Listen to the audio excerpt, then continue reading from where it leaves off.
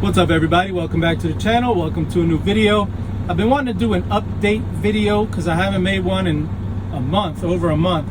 The problem is update videos are boring because almost nobody cares.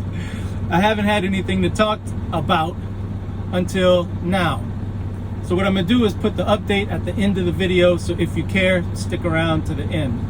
Today we're gonna talk about self-driving trucks or autonomous trucks. We don't get a lot of information because they're still testing them, and if you drive through Texas, you see the Waymo trucks on the road with all the satellites and video cameras and all of that stuff. But I read a story that they're coming. The first ones are getting ready to go to market, and I thought truck drivers would be interested in how they're going to actually do this. So they're in such a rush to get these autonomous vehicles in the market. This is what they decided to do. They want to do 2 truck convoys, with each truck having a driver, but the third driver is going to be the computer. So this is how it's going to work. You're going to have a truck with a 53-foot trailer followed by another truck with a 53-foot trailer. The driver will be on duty, sitting in the driver's seat in the lead truck. The other truck, the driver will be off duty, sleeper berth, taking his 10-hour break. And his truck will be driving itself while he's in the back sleeping. You think you could sleep with a computer driving a truck? I don't know. But you see, it's going to be like team driving. And then once the lead driver's clock runs out, they can just switch. Now this guy goes on duty driving, and then this guy goes in the sleeper berth, and so they can always stop, or they can always keep rolling without having to stop. So I don't know how that's going to work. I mean, you'd have to have both trailers going to the same pickup and delivery, which I'm sure they can work that out. If you have a customer where you sign a contract with some steady freight, I guess you could get 2 loads out at the same time, maybe, you know. And then all the other testing, of course, it's all happening in the Southwest where there's no snow or anything like that. And I don't know what the trucks are governed to, but I wonder who the first truck driver is going to be. Who's going to be the guinea pigs that has to go in the sleeper berth and try to sleep while this self-driving autonomous truck is driving itself? I don't know.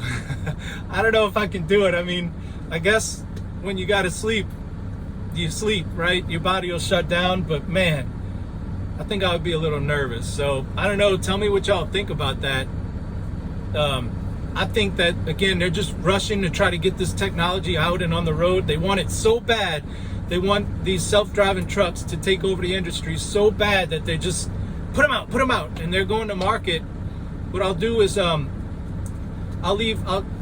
says I'm gonna put a link in the description. I've never done that, but I'm gonna try it. Today will be my first attempt at putting a link in the description in case you want to read the story. So tell me what y'all think about being a team driver, except having your own truck with no co-driver. Essentially, the computer is your co-driver. So it's a three-man team, driver, computer, with 2 trucks.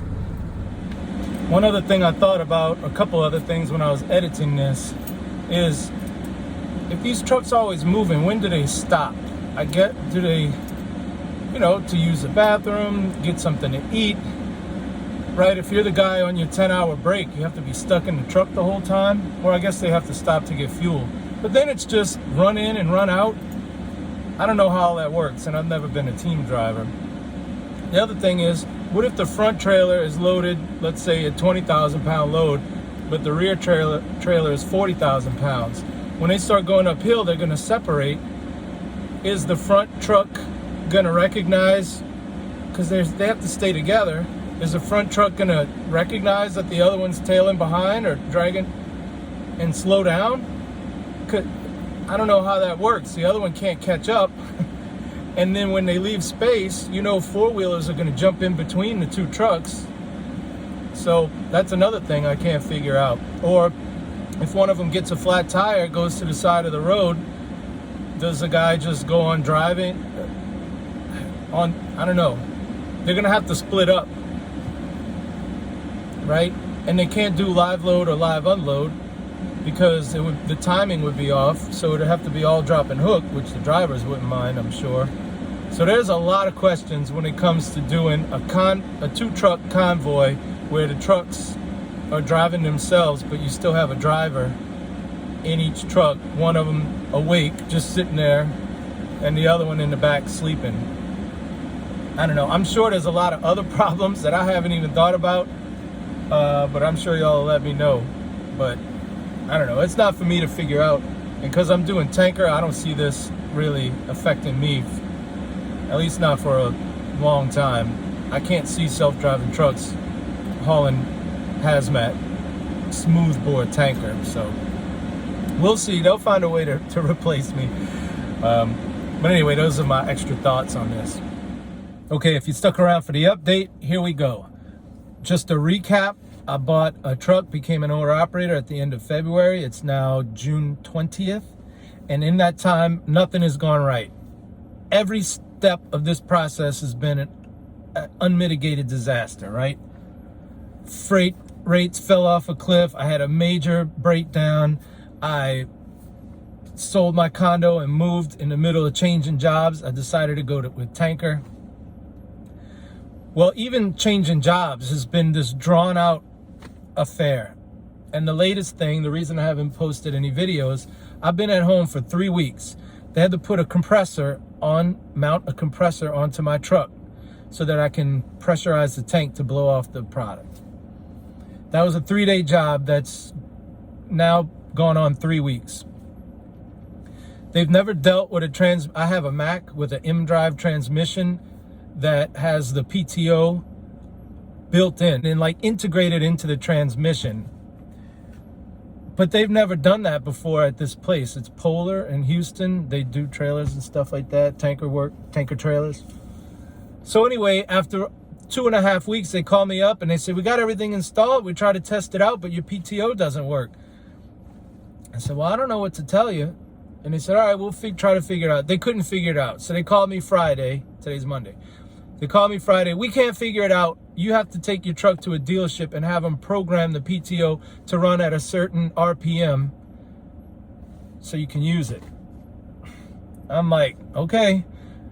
So I left New Orleans at 3 o'clock this morning. I basically got the truck from Polar and just drove it up to the Mack dealership, Ubered back to my pickup truck, and turned around and drove straight back home all at once. It took me 5 hours to get home. But yeah, that's my update.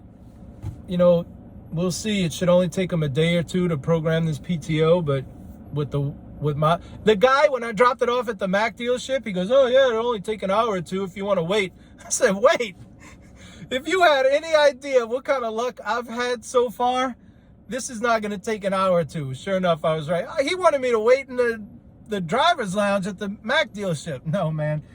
So that's the update. When I get the truck back, it should be later this week. I should be able to hit the road with my first tanker load and then do a tanker video. So hopefully next week, y'all will get a tanker video. The other thing I thought about is I've been telling myself, because this has been, like I said, this has been an unmitigated disaster from the beginning. And so I've been telling myself, you're starting this new job, doing tanker, give it a year. Give it 12 months, a full year, to see if things get better. Because every time something goes wrong, especially when things go wrong one after the other, you know, we start telling ourselves, well, you know, things have got to get better soon. You know, eventually things don't have to get better. Who said things have to get better? They could get worse. Why? That's just what we tell ourselves to comfort ourselves, but that's not true. So I've been saying I'll give it 12 months, and then if it's not working out, I'll sell the truck. Now I'm thinking maybe I should give it 3 months. Right? I mean, if you're on a sinking ship, what are you going to go underwater with the boat? You know what I'm saying? If it's not working, why stay with it for 12 months? I'm not saying it's not going to work. Maybe it will work, and I hope it does. But if after 3 months, it's not working out, the truck's breaking down, I'm not making money or whatever, why stay on a sinking ship? I will lose a lot of money by selling this truck right now, because you know you're underwater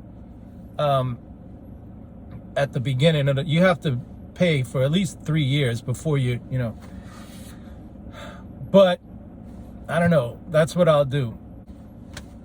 So that's what I'm thinking. That's my little update. Thank you all for watching. If you liked it, please consider subscribing. And until next time, this is Jason signing out.